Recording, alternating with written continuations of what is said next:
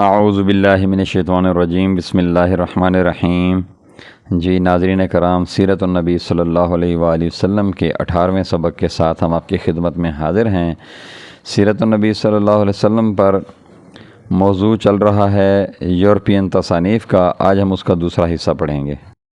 اللہم صلی علی محمد النبی الامی وعلی آلہ وسلم تسلیما کثیرا کثیرا۔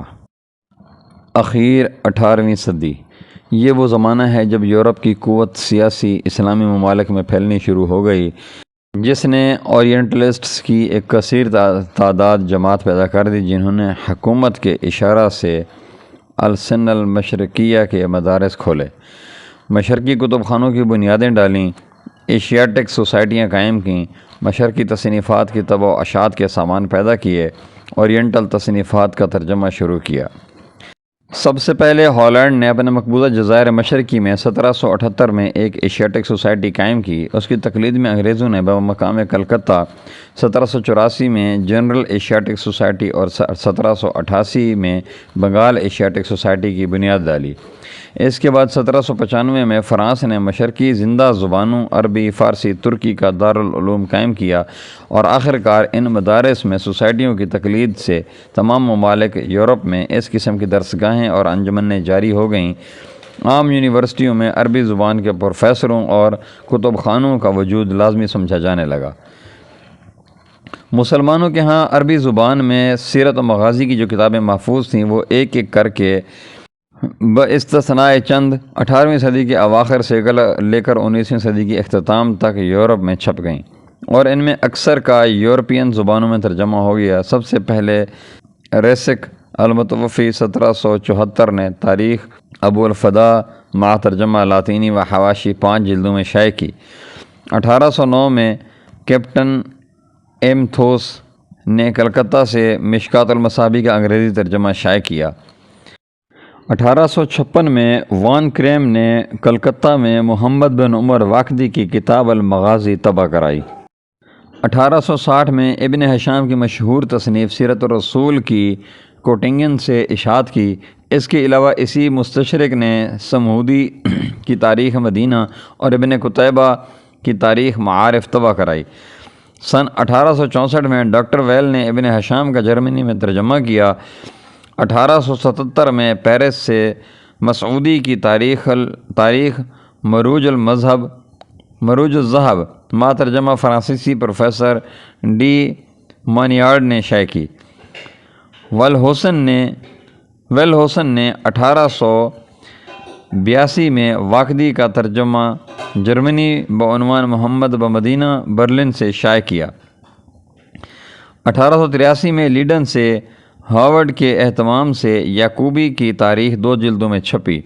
1879 سے 1892 تک 14 برس کی محنت میں تبری کی مشہور اور نادر الوجود تاریخ بارتھ اور نولدیکی وغیرہ نے شائع کی، اور سب سے آخر میں مشہور جرمن مستشرق پروفیسر سخاؤ نے خاص کوشش اور دیگر 7 مستشرقین کی اعانت سے ابن سعد کی عظیم الشان اور نادر الوجود طبقات، جس سے زیادہ مبسوط سیرت نبوی میں کوئی تصنیف نہیں، تقریباً 1900 سے گزشتہ سال تک ایک ایک جلد کر کے لیڈن سے شائع ہوتی رہی۔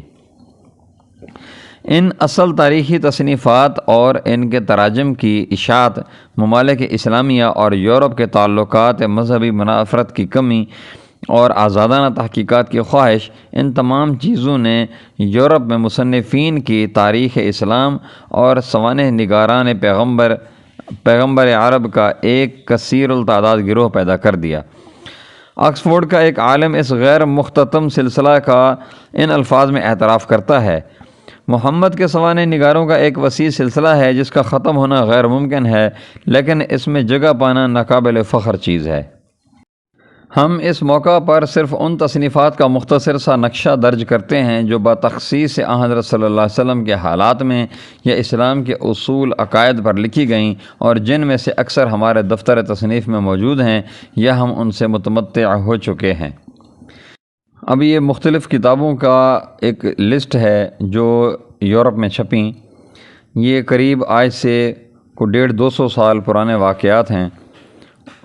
اس میں سب سے پہلے نمبر پر ایک کتاب ہے سیرت محمد، پھر بیمفٹن سرمنز اسلام اور پیغمبر اسلام، اپالوجی، اسلامزم، اسلام و قرآن، انتخاب القرآن، ترجمہ و تحشیہ ابن حشام و کتاب محمد پیغمبر، ہیروز اینڈ ہیروشپ، تاریخ عرب، سیرت محمد، ترجمہ و تحشیہ واقدی، مضمون محمد، تاریخ اسلام، بزرگ ترین عرب، سیرت محمد، محمد و قرآن، مضامین قرآن و اسلام، محمد، تاریخ بانی اسلام، محمد اور اسلام، تاریخ عرب، تبصرہ بر واقدی، سیرت محمد، مطالعہ اسلام، تاریخ مذاہب، سیرت محمد، اسلام پر خیالات، سیرت محمد، آدھ گھنٹہ محمد کے ساتھ، محمد اور اسلام، تاریخ کبیر محمد صلی اللہ علیہ وسلم و اسلام و سلاطین اسلام کا روحانی و اخلاقی پایہ۔ جی ناظرین کرام، یہ ہے ان کتابوں کی تفصیل جو یورپ میں لکھی گئیں، اور اس کے علاوہ اور بھی بہت ساری کتابیں ہیں جو اس جگہ پر شامل نہیں ہیں کتاب میں، اور اس میں آپ ان کتابوں میں بہت ساری کتابیں ایسی ہیں جن میں اسلام کے خلاف بغض اور غلط باتیں بھی شائع کی گئی ہیں، جو کہ یورپ کو مزید گمراہ کرتی گئیں اور اسلام سے دور کرتی گئیں۔ اس کے باوجود الحمدللہ اب اسلام یورپ میں پھیل رہا ہے۔